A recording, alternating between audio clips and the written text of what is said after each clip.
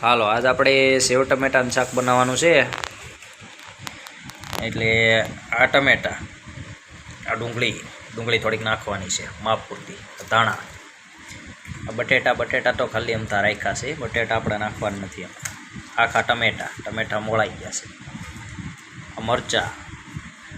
મરચાં કાપવાના બાકી છે, થોડીક વારમાં મરચાં પણ કાપી નાખી. આખા ધાણા પણ આપણે મોળાઈ ગયા છે એટલે ધાણા નાખવાના નથી.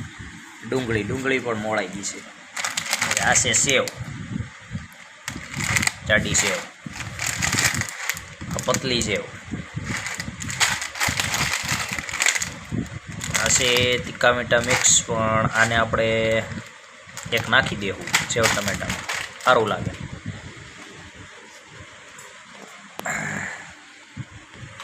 હાલો તો હવે આપણે શાક બનાવવા જઈએ. મરચાં પણ મોળાઈ ગયા છે, જો આ મરચાં.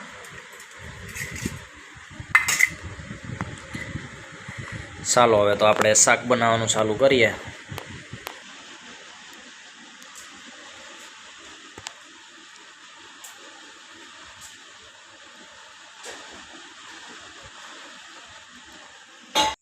હાલો હવે આપણે ચૂલે આવી ગયા છીએ. બે લાકડા નાખવા જોઈએ ચૂલામાં.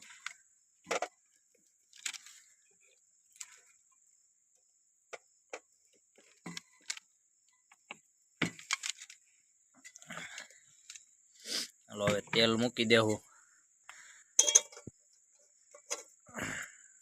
હાલો તેલ મૂકી દીધું છે ચૂલા ઉપર.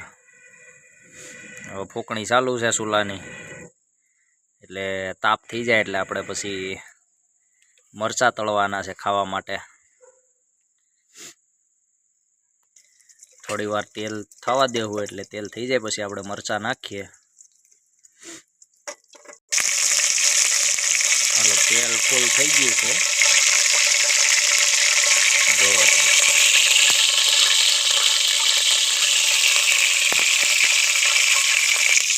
હાલો આ જીરું નાખી દીધું છે.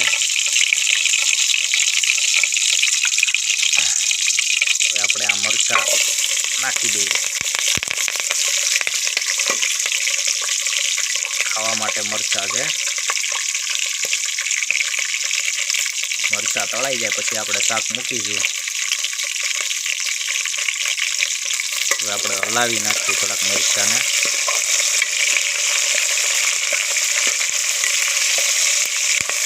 થોડીક વાર ખાવા દેવું મરચાંને, પછી આપણે ઉતારી દઈએ.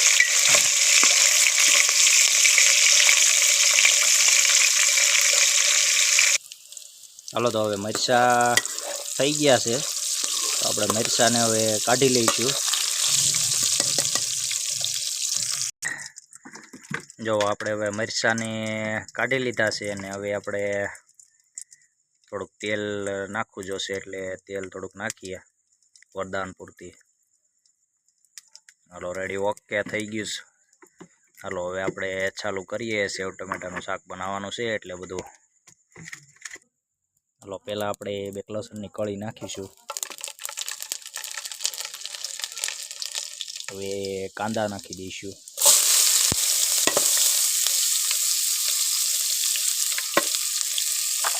હવે થોડાક ટમેટા નાખી દઈશું. ટમેટા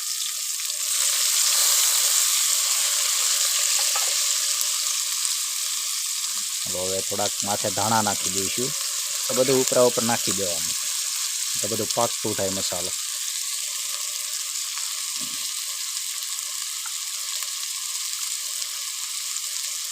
હવે વરદાન પૂરતી માથે હળદર નાખી દેવાની છે.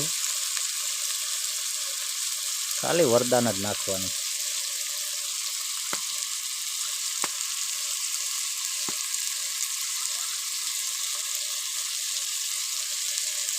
આ વરદાન પરથી બીજો મસાલો છે, એ નાખી દઈએ આપણે.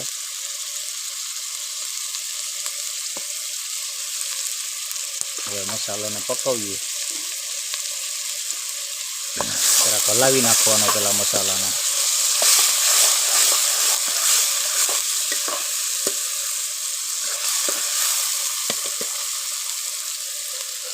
હવે જરાક નિમક આપણે નાખી દઈએ.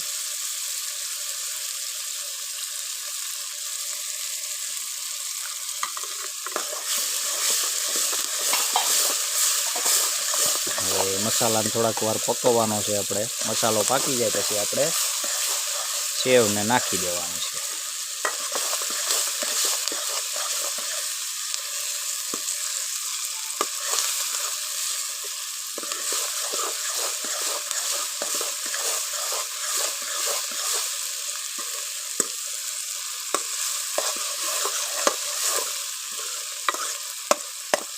મસાલાને ઘડીક પકવવા દઈએ.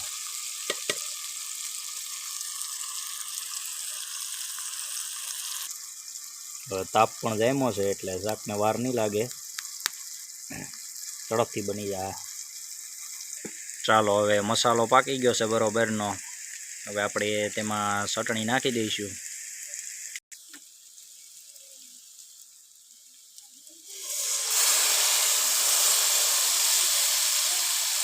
ચટણી નાખી દીધી છે. હવે આપણે એને થોડીક વાર હલાવીશું.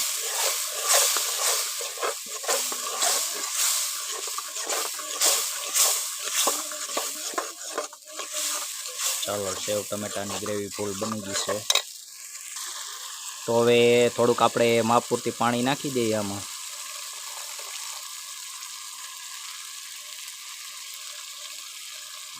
હલાવી નાખીશું.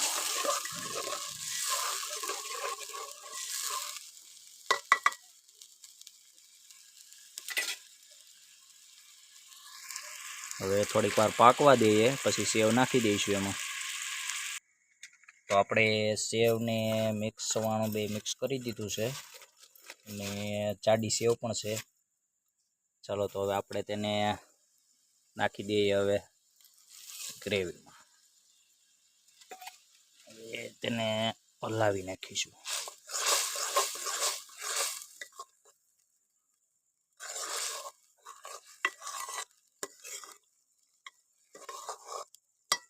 ચાલો પાકવા દઈએ થોડીક વાર. તો ફાઇનલી આપણે સેવ ટમેટાનું શાક તૈયાર થઈ ગયું છે. જોઈ શકો છો તમે, શાક તૈયાર થઈ ગયું છે. ચાલો હવે આપણે એને ઉતારી લઈએ. તો આપણે સેવ ટમેટાનું શાક ને રોટલા તૈયાર થઈ ગયા છે. ચાલો તમે પણ બધા જમવા. ચાલો હવે મળીશું આપણે નેક્સ્ટ વિડીયોમાં. ચાલો જય માતાજી.